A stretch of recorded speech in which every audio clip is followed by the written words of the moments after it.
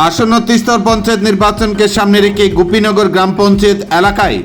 BJP মনোনীত প্রার্থীগণ সিপাহীজলা জেলা পরিষদে বিজেপি মনোনীত প্রার্থী সুমিত্রা দাসের সমর্থনে গোপীনগর গ্রাম পঞ্চায়েত এলাকায় সোমবার সকাল থেকে দুপুর 1টা পর্যন্ত মিছিল, ভোট প্রচার ও ডোর টু ডোর জনসম্পর্ক অভিযান অনুষ্ঠিত হয়। এই দিনের এই ডোর টু ডোর জনসম্পর্ক অভিযান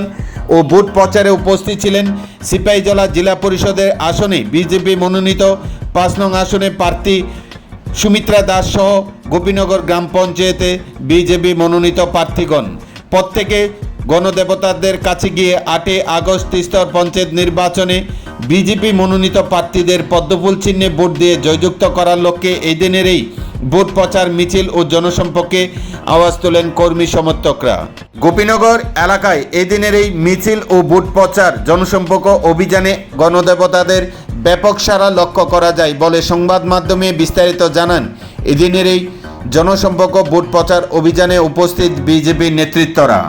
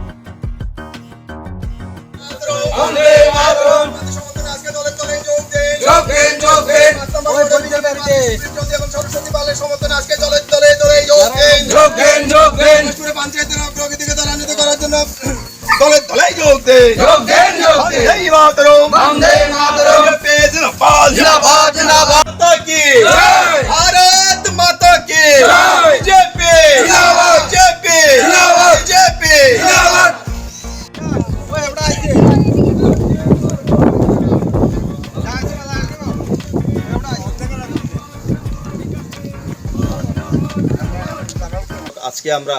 উত্তর মহেশপুর গাঁওসভার 5 নম্বর ওয়ার্ডের প্রার্থীদের নিয়ে, পঞ্চায়েতের প্রার্থীদের নিয়ে, প্রার্থী সুগ্রীব চৌধুরী এবং সরস্বতী পাল এবং আমাদের পঞ্চায়েত সমিতির মাম্পি দত্ত এবং জেলা পরিষদের আমাদের পিন্টু ওয়াইজ ওদের সমর্থনে আজকে আমরা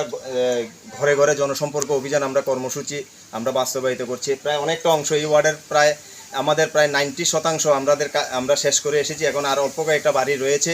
তো আমরা দেখেছি যে মানুষের মধ্যে আসলে গত 5 বছরে আমাদের সরকারের যে উন্নয়নের ধারা এবং উত্তর মহেশপুর পঞ্চায়েতের যে উন্নয়নের ধারা অব্যাহত রেখেছে, সেই অব্যাহতটাকে সামনের দিকে আরও ত্বরান্বিত করে নিয়ে যাওয়ার জন্য সেখানে উপচে পড়া মানুষের সমর্থন আমরা সেখানে পাচ্ছি এবং মানুষ নির্দ্বিধায় এই সরকারটাকে পঞ্চায়েতে পুনরায় সেখানে অধিষ্ঠিত করার জন্য মানুষ